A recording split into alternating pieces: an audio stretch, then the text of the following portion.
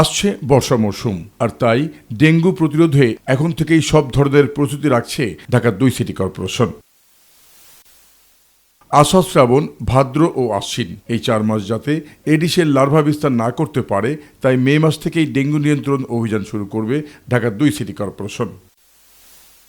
Aedes মশার মৌসুমকে সামনে রেখে জুনের আগ থেকেই সব প্রস্তুতি সম্পন্ন করার কার্যক্রম অব্যাহত রয়েছে বলে জানান ঢাকা দক্ষিণের মেয়র। আমরা অগ্রিম অভিযানের কার্যক্রম হাতে নিব, যাতে করে এডিস মশার বিস্তার কোনোভাবে প্রজনন স্থলে এবং অগ্রিম প্রজননের যে ক্ষেত্রগুলো সেগুলো যদি আমরা ধ্বংস করতে পারি, তাহলে আমরা মনে করি যে আমরা পূর্বে থেকেই এটাকে নিয়ন্ত্রণে রাখতে পারবো।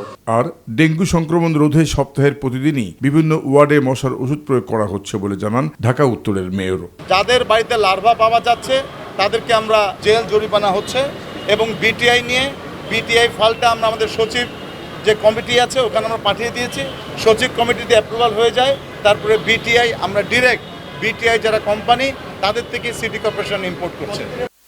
জাহিদ আহমেদ বাবু, মাই টিভি, ঢাকা।